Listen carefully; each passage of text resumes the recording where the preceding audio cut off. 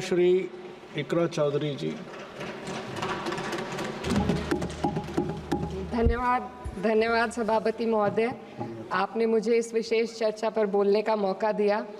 भारत के संविधान के 75वें वर्ष की चर्चा के मौके पर मैं सबसे पहले संविधान बनाने वालों की दूरदृष्टि को सलाम करती हूँ।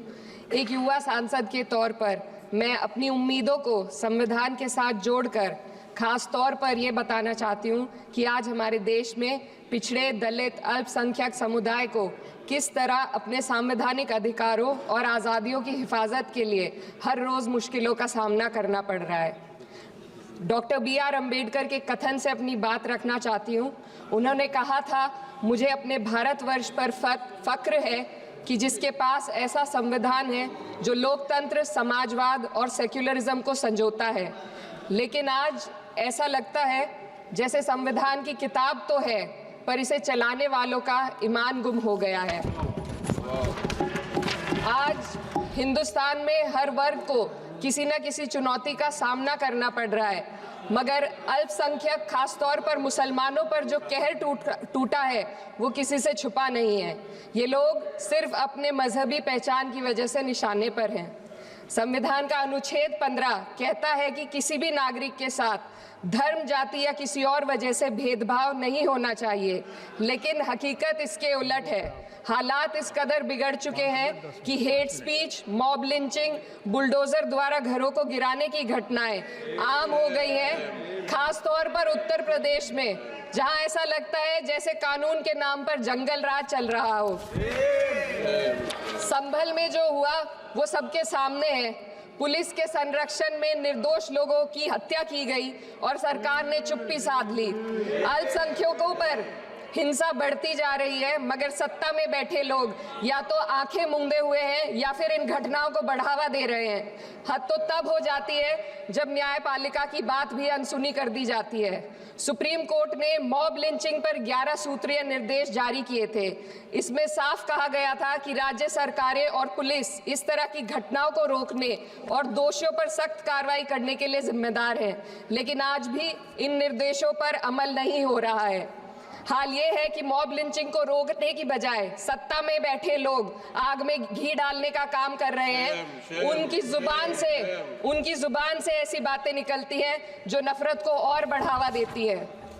ये अशांति अब इतनी गहराई तक फैल चुकी है कि हमारे समाज के धर्मनिरपेक्ष चरित्र पर गंभीर सवाल उठ रहे हैं। साल की शुरुआत में ही कई राज्यों में दुकानदारों को अपने नाम बोर्ड पर लगाने के लिए मजबूर किया गया। इसे सेहत और सुरक्षा के कानूनों का हिस्सा बताया गया, मगर असल मंशा कुछ और थी। ये कदम खास तौर पर मुसलमान दुकानदारों को निशाना बनाकर उठाया गया ताकि उनकी रोजी रोटी पर चोट की जाए। पिछले हफ्ते मुरादाबाद में एक मुस्लिम डॉक्टर को हिंदू बहुल्य मोहल्ले में घर खरीदने पर विरोध झेलना पड़ा। वजह बताई गई कि इससे मोहल्ले की सामाजिक शांति बिगड़ जाएगी। अब आप ही बताइए, क्या ये वजह सही है, जायज है? असल में ये छोटी बड़ी घटना इस बात का सबूत है कि सांप्रदायिकता को बढ़ावा देने वाले बयान और नीतियां हमारे समाज को अंदर से खोखला कर रही है। उत्तर प्रदेश में यति नरसिंहन ने बेहद घटिया बयान दिया, लेकिन सरकार इन बयानों पर कोई कार्रवाई नहीं कर रही। हेट स्पीच न केवल जनमानस के विचारों को प्रदूषित करती है, बल्कि इससे अब संवैधानिक पदों पर बैठे लोगों को भी प्रभावित कर दिया है। अभी हाल ही में माननीय उच्च न्यायालय इलाहाबाद के माननीय न्यायाधीश ने ऐसे बयान दिए जिसका संज्ञान खुद सुप्रीम कोर्ट को लेना पड़ा। संविधान के अनुच्छेद 29 और 30 ने अल्पसंख्यकों को उनके मजहबी और सांस्कृतिक हक दिए हैं ताकि वो अपनी पहचान को बचा सके और अपने संस्थान चला सके, लेकिन आज उन्हीं हकों पर हर तरफ से चोट की जा रही है। वक्फ जैसे बिल लाकर उनके धार्मिक अधिकारों को छीनने की कोशिश की जा रही है। आज अल्पसंख्यक समुदाय को संविधान द्वारा दिए गए अपने बुनियादी अधिकार पाने के लिए लंबी लड़ाई लड़नी पड़ रही है। ऐसे कई मामले अदालत ने न्याय देकर संविधान की रक्षा की है, लेकिन अदालती प्रक्रिया में जो समय लगता है उसकी वजह से देश के सामाजिक ताने बाने को भारी नुकसान उठाना पड़ता है।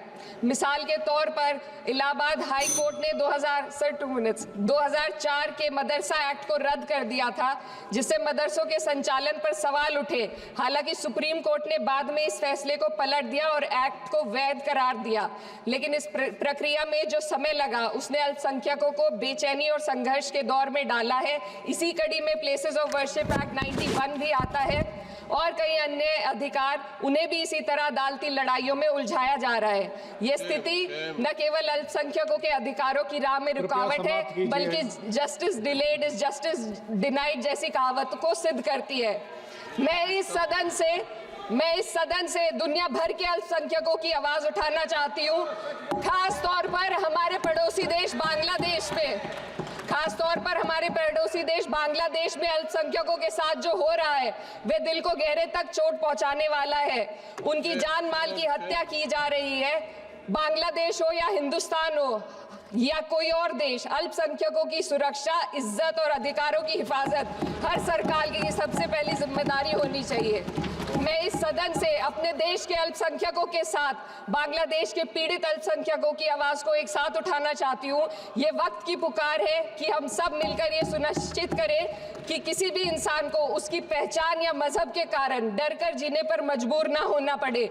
जहाँ हक छीने जाते हैं वहाँ अमन खो जाता है। ये बात हर सरकार को समझनी चाहिए। अगर हम सच में अपने संविधान का सम्मान करना चाहते हैं तो हमें नफरत और भेदभाव को खत्म करना होगा। हमें ये दिखाना होगा कि ये मुल्क हर वर्ग, हर जाति, हर धर्म और हर समुदाय का है, और जब तक ऐसा नहीं होगा तब तक संविधान की आत्मा सिसकती रहेगी। सर, अपनी बात को खत्म करते हुए मैं एक शेर अर्ज करना चाहती हूँ। ये दाग दाग उजाला, ये शब गजीदा शहर, वो इंतजार था जिसका ये वो शहर तो नहीं। लेकिन अगर इस सदन में बैठे हम सभी सदस्य ये ठान ले कि हमें संविधान के मूल्यों को लागू करना है और उसे लागू करने का प्रयास करें, तो वे सुबह जरूर आएगी जिसके लिए लाखों भारतवासियों ने अपने जानों की कुर्बानी दी थी। श्री हनुमान बेनीवाल जी। धन्यवाद सभापति जी।